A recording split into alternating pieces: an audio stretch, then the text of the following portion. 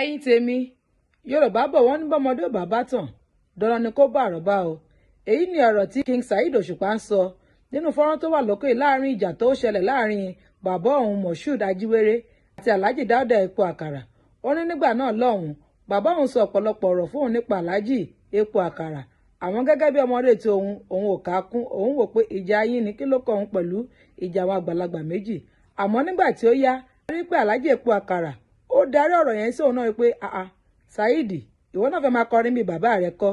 Ó ní òun wá rò pé ọ̀hún ajẹ́ pé ọ̀rọ̀ tí bàbá mi sọ fún mi nípa yín nígbà yẹn ajẹ́ pé òótọ́ ọ̀rọ̀ ni.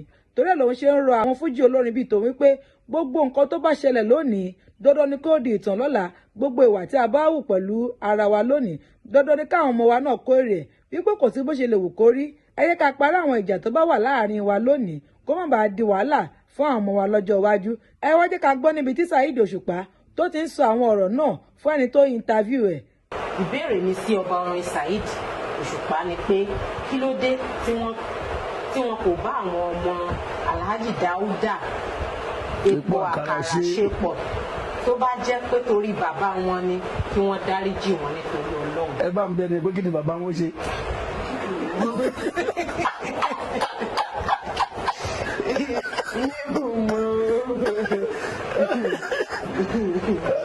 Ọmọ tó ṣẹlẹ̀ àwọn kankan wà tó yẹ pé kò yẹ kéèyàn máa sọ lórí afọ́nrán báyìí. Àmọ́ nǹkan mi tí ọ̀rọ̀ bá débi ó fẹ́ yọ nìyẹn. Ṣẹ́rí táwọn tó ṣẹlẹ̀ láàgbólé orin sìn ń tó bí nǹkan tó ń sọ ẹ̀ nìyẹn. Ṣé àgbẹ̀ èmi gangan mo sọ̀rọ̀ lẹ́yìn ló sọ pé gbogbo tí bàbá wọn bá ṣe ipò kan dáríjì bàbá wọn. Irú tá à ń sọ pé àfẹ́ kó ṣẹlẹ̀ lọ́jọ́ iwájú káwọn tó jẹ́ àgbàlagbà bíbá ẹ̀ ṣe bí àgbàlagbà. Wọ́n tí mo sọ ti yẹ yín sìn orílẹ̀-èdè ti ń bàjẹ́ mo ń tẹnu mọ́.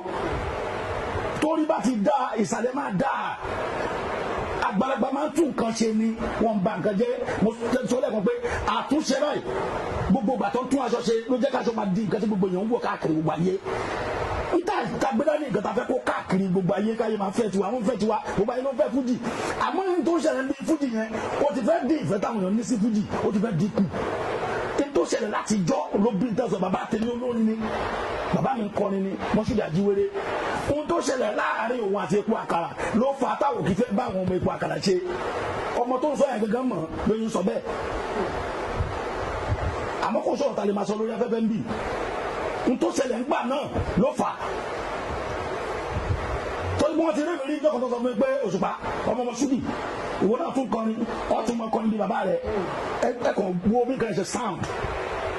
Nígbà tó sí bàbá tèmi sọ̀rọ̀ fẹ́mi mi ò tẹ́lẹ̀ kan ní bàbá tèmi sọ lọ́tọ̀ tí ìjọ́ ni mo pàdé wọn pẹ̀lú nǹkan tó sọ yẹn mo á gbé ẹ wo sound pé ọmọ Moshood ìwọ náà tún kọrin ìwọ náà tún mọ kọrin bí bàbá rẹ̀ mo á gbé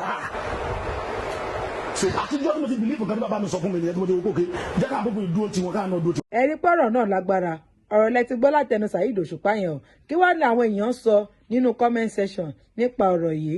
Ẹ jẹ́ àjọ wo nínú comment section. Àdìsá sọ wípé àrọ́bá ní bàbá ìtàn. Bẹ́ẹ̀ ni o, wọ́n ní bọ́mọdé bàbá tàn dandan ni kó bá àrọ́bá.